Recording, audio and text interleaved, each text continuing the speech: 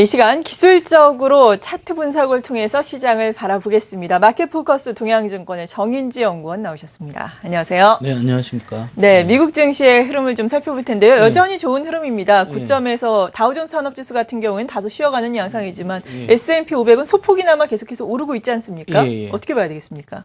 뭐 좋은 점도 있고 나쁜 점도 있고 같이 네. 있는 상황인데 일단 뭐 좋은 점은 조금 무게를 둘 수 있습니다. 자세히 차트 보시면서 설명드리겠습니다.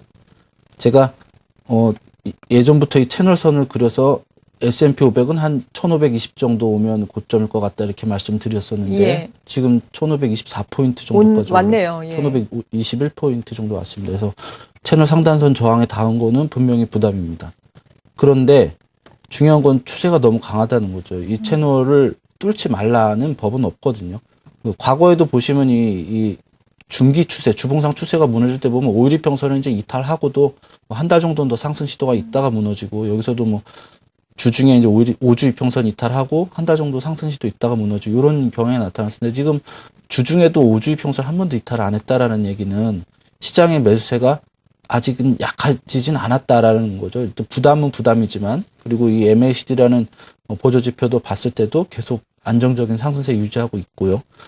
그래서 일단 뭐 고점일 가능성은 있지만 지금 하락이라고 얘기할 수 있는 상황은 아니다라고 이제 정리할 수 있겠고 일봉으로 좀 보시면 재미있는 그림이 요 추세선이 이제 2013년 올해 들어가고 굉장히 안정적으로 이렇게 가고 있어요. 뭐 5일 이평선을 미시적 이탈하기도 했지만 21 이평선은 한 번도 이제 터치도 안 하고 견조하게 가고 있어서 또 61 이평선도 이렇게 상승 국면을 접어들었고 자 그렇다라면 이미 일봉상으로 채널 상단선을 좀 돌파한 모양을 보이고 있는데 제가 생각하기에는 21 이평선이 좀 이탈하기 전까지는 상승 흐름이 계속된다라고 이제 봐야 될 것 같고 21 이평선이 이탈하더라도 조정이 이제 하락을 위한 조정이라기보다는 어디까지나 중기적인 관점에서의 그 장기 상승 과정에서 나타날 수 있는 어떤 그런 단기 조정일 가능성이 높다.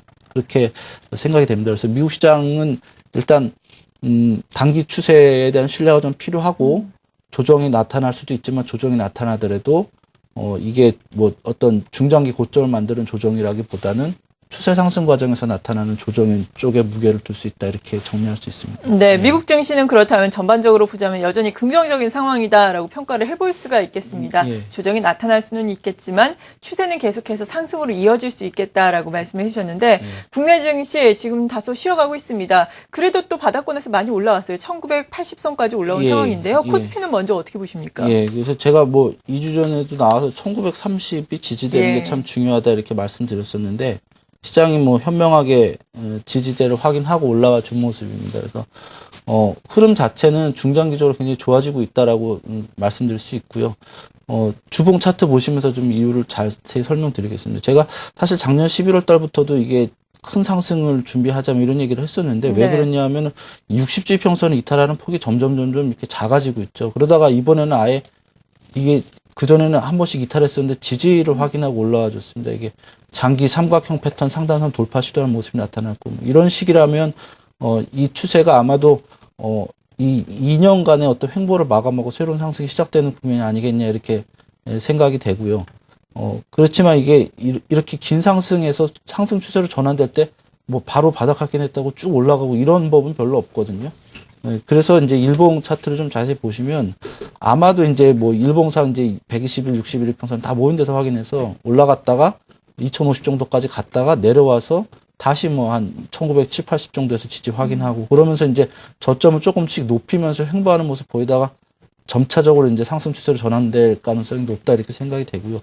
단기적으로는 1930을 확인한 건 좋은데 아직까지 뭐 21 이평선이 본격적으로 상승 전환 되지도 않았고 단기적으로는 조금 많이 오른 데에 대한 부담도 있고 해서 소폭의 등락은 충분히 있을 수 있습니다. 그래서 그 정도는 감안하시고요. 어쨌든 단기적으로 좀 조정받더라도 최소한 2050 정도까지는 가는 흐름이다라고 보시고 그리고 나서는 또다시 조정이 있겠지만 저점을 조금씩 높여가면서 추세로 진행될 거다. 그래서 한 달 반 정도를 놓고 봤을 때는 상승은 상승이겠지만 이렇게 막 계속 올라가는 이런 장이 아니라 조금은 등락을 하면서 이렇게 상승을 완만하게 이어가는 구조가 나올 수가 있겠고요.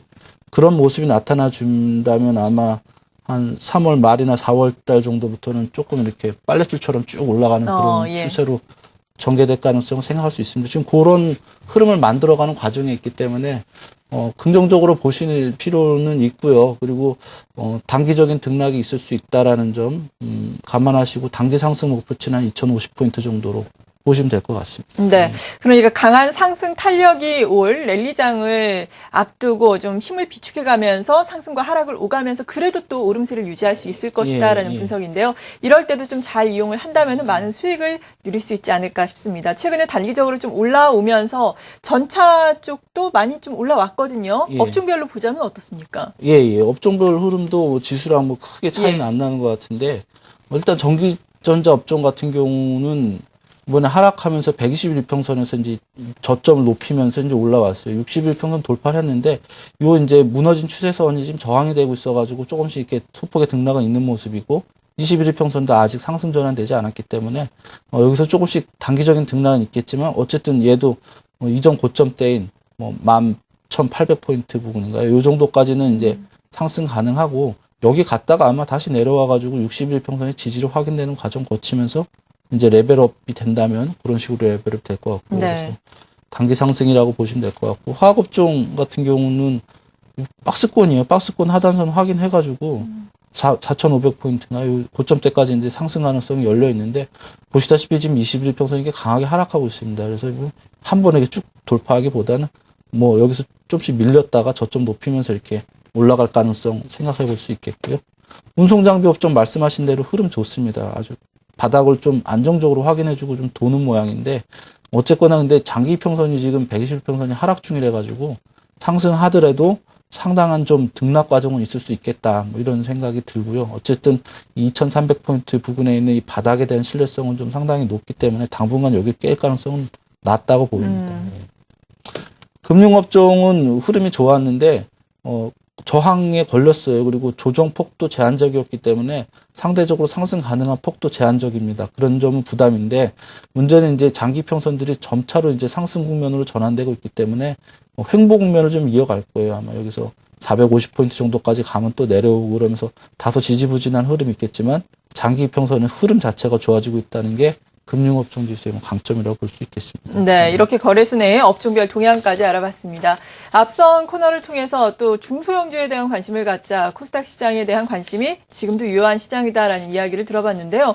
코스닥 시장 지금 514선까지 올라온 상황이거든요. 물론 계속해서 강조를 해주고 계신 박스권 안에는 갇혀 있지만 앞으로 어떻게 봐야 되겠습니까? 네, 제가 그래서 이 저점을 높이고 있기 때문에 박스권 상단선 이번에 돌파 가능하다 그런 얘기들을 작년 연말부터 계속 말씀드렸고요. 근데 지금 여기 이 480포인트 부분에서 우리가 과거 이제 4년 동안, 5년 동안 이 450, 550 박스였는데 저점이 480에서 만들어졌다는 얘기가 이미 이제 이 550 돌파 가능성을 열어뒀다는 얘기고요. 올라왔다가 이제 내려오면서 이 61평선이 지지가 되면서 또 저점이 이제 500포인트 수준으로 올라갔다는 얘기죠. 그러면 이제 520포인트 박스 상단선 저항이 있겠지만 뭐 여기서 좀 등락은 있을 거예요. 있지만 돌파하면 일단 550포인트까지 갈 수 있고 그 다음에 또 여기도 저항은 있지만 어쨌든 이번에는 또 다시 돌파 시도가 있을 수 있는 이런 상황이다라는 점에서 코스닥 시장도 굉장히 좀 긍정적으로 보입니다. 네, 이렇게 기술적으로 시장의 위치 점검을 하면서 앞으로의 방향성까지 알아봤습니다. 동양증권의 정인지 연구원이었습니다. 잘 들었습니다. 네, 감사합니다.